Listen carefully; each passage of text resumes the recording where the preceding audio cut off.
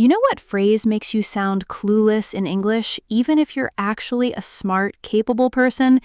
It's I don't know.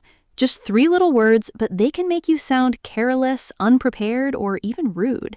And today, I'm going to fix that for you completely. Wait, that's a bold way to start because I say I don't know all the time and I don't think I sound rude. You might not mean it rudely, but depending on your tone, your face, or the situation, I don't know can come across as dismissive, like you don't even care enough to think about the question.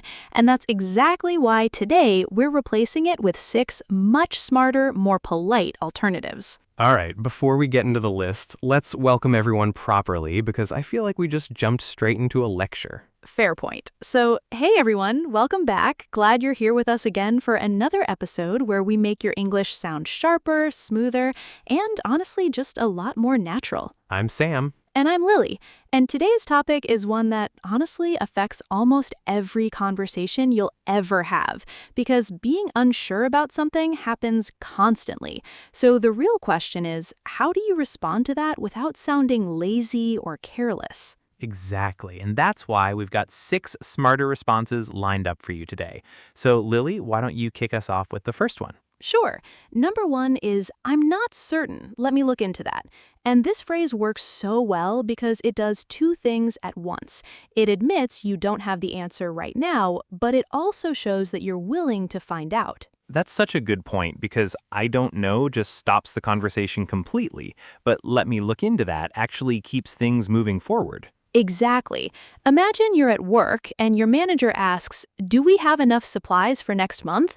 And instead of just saying, I don't know, you say, I'm not certain. Let me look into that, which instantly sounds more professional and more responsible. I actually used something similar last week when a customer asked me a question I genuinely didn't know the answer to, and instead of freezing up, I just said I'd check and get back to them, and they seemed totally fine with it. See, that's the whole point. People don't expect you to know everything. They just want to feel like you're taking their questions seriously. All right, let's move to number 2, which is one of my personal favorites. That's a good question. I'll find out for you. Oh, I love this one because it flips the whole situation around. Instead of sounding like you're avoiding the question, you're complimenting the person for asking it, which instantly makes the conversation feel more positive. Exactly, and it works especially well in customer service or workplace situations. Imagine someone asks, does this product come in a smaller size? And you respond, that's a good question, I'll find out for you, instead of just shrugging and saying you don't know. It makes the other person feel heard rather than feeling like their question was a burden or an inconvenience.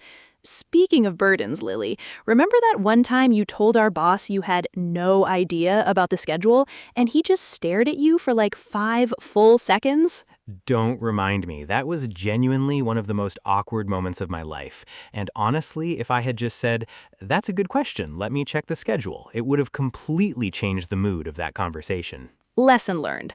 All right, let's move on to number 3. I haven't come across that yet. This phrase is great because it doesn't just say you don't know something, it explains why, which makes it sound much more natural and much less awkward. Right, so if someone asks you, have you seen the new update to the app?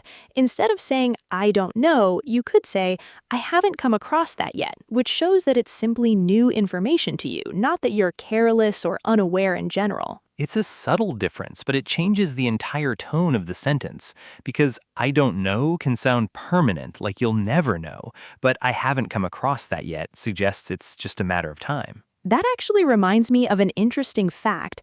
Did you know that in some workplaces, employees are specifically trained to avoid saying, I don't know, to customers, because it can lower trust almost instantly? That doesn't surprise me at all, because language really does shape how people perceive your competence, even if the actual information you have is exactly the same. All right, let's keep the momentum going with number 4.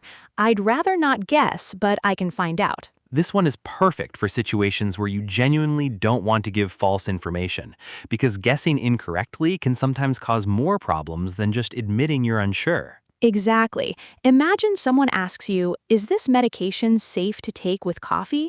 And instead of guessing, you say, "I'd rather not guess, but I can find out," which shows responsibility and honesty at the same time. That's such an important distinction because sometimes people guess just to avoid saying, I don't know, and that can actually be worse than just admitting uncertainty in the first place. Totally agree. And it also builds trust because people know you'll only tell them something once you're actually confident about it. All right, before we jump into number 5, let's pause for a second, because if you're enjoying this episode so far, hitting that subscribe button really does help us keep making these free lessons for you every week. Seriously, it takes just a couple of seconds and it makes a genuine difference for a small channel like ours. So thank you if you've already done that. All right, moving on to number 5. I'm still figuring that out myself. I really like this one because it feels honest and relatable, almost like you're inviting the other person into your thought process instead of shutting the conversation down. Exactly. Imagine a friend asks you, "So what's your plan after graduation?" And instead of just saying, "I don't know," you say, "I'm still figuring that out myself," which sounds thoughtful rather than lost or unprepared. That phrase works especially well for personal topics like career decisions, relationships, or even where you want to live because it shows you're actively thinking about it, not just avoiding the question. It's funny because when people ask big life questions, saying "I don't know" can feel almost embarrassing. But "I'm still figuring that out" sounds completely normal. Because honestly, who really has everything figured out? Definitely not me, that's for sure. All right, let's finish with number 6, our final phrase. Let me get back to you on that. This one is probably the most common phrase on this entire list, and it's incredibly useful because it works in almost any situation, whether it's professional, casual, or even just texting a friend. Exactly. So if a coworker asks, "Can you send me that report today?" and you're not sure about the timing, instead of saying, "I don't know," you say, "Let me get back to you on that," which sounds much more organized and reliable. It's such a simple shift, but it completely changes how confident and put together you sound, even in situations where you genuinely have no idea what's going on. All right, so let's do a quick little recap because repetition really helps when you're learning something new like this. We covered 6 smarter alternatives to I don't know. I'm not certain, let me look into that. That's a good question, I'll find out for you. I haven't come across that yet. I'd rather not guess, but I can find out. I'm still figuring that out myself. And finally, let me get back to you on that. And if you actually start using even 2 or 3 of these in real conversations, you're going to notice people responding to you differently because confident language really does change how people perceive you. So here's a question for you, our listeners. Which of these 6 phrases do you think you'll use the most in your daily life? Drop your answer in the comments because we genuinely love reading them. And if this episode helped you even a little, do us a huge favor and hit that like button. Subscribe if you haven't already, and share this with a friend who says "I don't know" way too often. That's it for today, everyone. Thanks so much for spending this time with us. Take care of yourselves, keep practicing, and we'll see you in the next episode.